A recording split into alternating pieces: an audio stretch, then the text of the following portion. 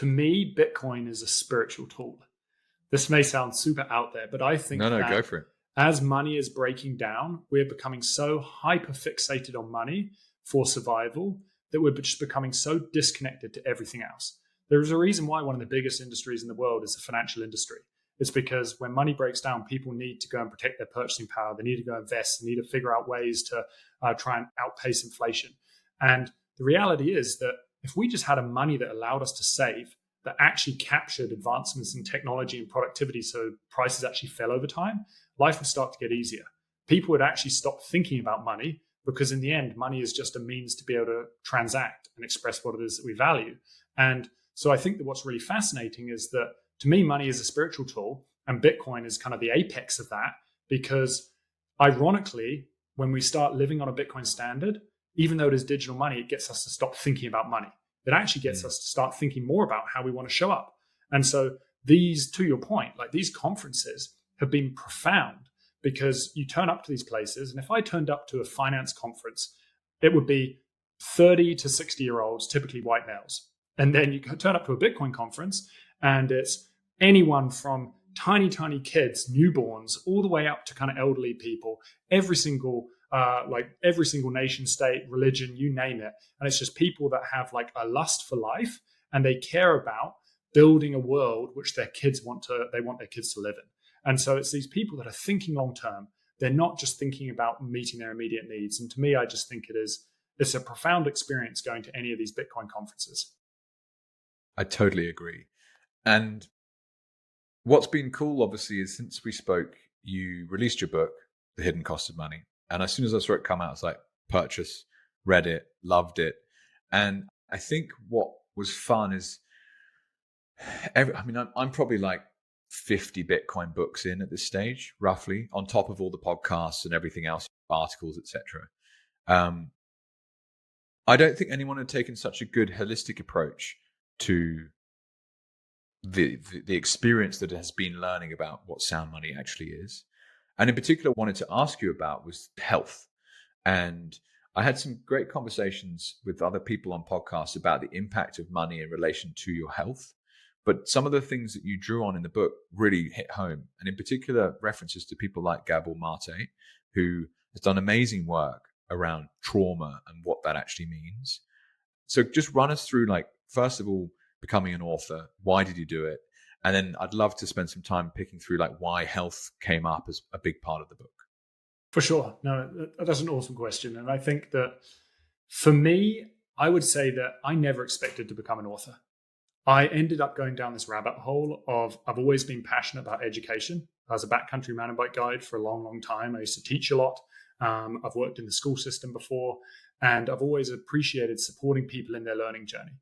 And alongside this whole journey, I realized pretty early on in my late teenage years, I was like, if I'm earning $15 an hour, $20 an hour, how am I ever going to be able to afford to raise a family? How am I ever going to be able to go and purchase a house? And that led me down the investing rabbit hole. And we spoke about this on your previous podcast briefly. It led me down this investing rabbit hole of trying to create passive income. And as I went down that rabbit hole further and further and further, it really opened my eyes to the fact that I thought we were in a free market, and we very much are not in a free market. And so from that, obviously, I found Bitcoin, and I realized that, hey, I believe Bitcoin is this key, this puzzle piece that brings us back into alignment with the natural state of things. It's a monetary system that actually aligns with a free market. And so it profoundly changed me as an individual. And so I felt compelled to just start writing about the impact of our monetary system on the world around us, the hidden cost of our money. And that led me to writing more and more about Bitcoin. And I noticed there was a common thread in all of my articles that I wrote. And that was that money is impacting all of these different areas of how we show up. And so by the time I actually ended up writing The Hidden Cost of Money, I'd written probably 20 long form article posts. I'd started the Looking Glass Education, which is a kind of platform all about free education for the layperson. And so I had all of this material. And so it kind of felt just like a natural progression. It wasn't something that I was like, I'm going to write a book and I'm going to write a book about this. It just felt like this natural progression.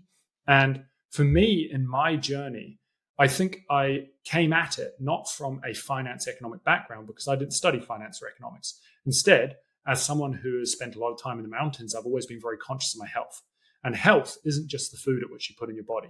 Health includes trauma and stress and how we're showing up on a spiritual level. And so I'd always done a lot of research into those areas. And at one point, I wanted to become a therapist. And so I went down, I studied for quite a few years to become a therapist, and then realized I think I've got enough trauma of my own. I don't know if I'm ready to go and help people in their own journey. But through going down that path, it opened my eyes again just to how much the external stresses we face impact our physical health. And so that's where I felt in my book, The Hidden Cost of Money, one aspect or topic that I really needed to touch on was this connection between how money starts to impact us as individuals. And what is interesting is that, and this was profound when I started reading about this, is that before we're even born, the external environment is starting to shape us. So if our mum, while we're inside her womb, is facing immense amounts of stress, well, that stress is going to obviously be converted into cortisol, adrenaline, epinephrine, and that baby is going to be flooded with those stress hormones. Now, what is interesting is that baby is right in its prime development. It is developing and about to enter into this world, and it's facing all of these stress hormones. What that means is that if it's flooded with stress hormones and it enters this world with a hypersensitive nervous system, which is very frequent, all of a sudden that baby can be stuck in fight, flight, or freeze, these stress response systems. Now, it's interesting because take freeze, for instance. Freeze, our evolutionary tendency to try and escape scary situations, is from, let's say, I'm on the plains of Africa and a lion comes up to me. And all of a sudden, I know that I can't outrun. So I go into freeze, evolutionary stress response system. What lowers my heart rate, it lowers my breathing rate, it stops my digestion, all in the goal of trying to minimize the chance of me being seen and maximize my chance of survival. But if a baby is entering this world stuck in freeze because it's been flooded with stress hormones, well, now it's going to have lower digestion. It's not going to be gaining nutrients from its food. It's going to have lower blood flow. It's going to have health issues. It's going to struggle when it starts elevating its heart rate. It's going to have sleep issues. It's going to have like a whole bunch of just basically potential allergies, you name it. And what are we seeing in society? We're seeing this exact same thing. Now, what is really interesting is what is the number one stressor globally? Well, the number one stressor globally is money. It's the number one stressor by far. Something like 65% of people face monetary stress. So you're saying that like this thing that we're all facing is triggering these huge stress responses in a woman's body. So before we even enter in this world, we're already flooded by hormones as a result of our mum facing monetary stress. And then once we go and enter this world, okay, cool. Maybe we've made it through that and our mum wasn't too stressed. But then the issue is our parents are having to go out and work to put a roof over our heads. What we've seen in Canada is because of the rising cost of living, we've seen a doubling of dual earner households and a halving of single earner households. Households can't survive on a single income anymore. They need both parents having to go out and work. So, okay, we've made it through all of this stressful experience of kind of being born. And then all of a sudden, both of our parents are having to go out and work, which means we're not being supported by our parents. They're not meeting our emotional needs to the same extent. And we're spending more time with our peers. Well, it's interesting because when we spend time with our peers, we're exploring the world on the same page. We're not getting that culture. We're not getting that knowledge. We're not getting those moral values passed down to us to the same extent. Instead, we want to fit in. So we want to look the same. We want to sound the same. We want to dress the same. So you end up with a culture with no identity. Kids don't know themselves. They don't know what it is that they value. They don't have morals. And this is what we're seeing in society again.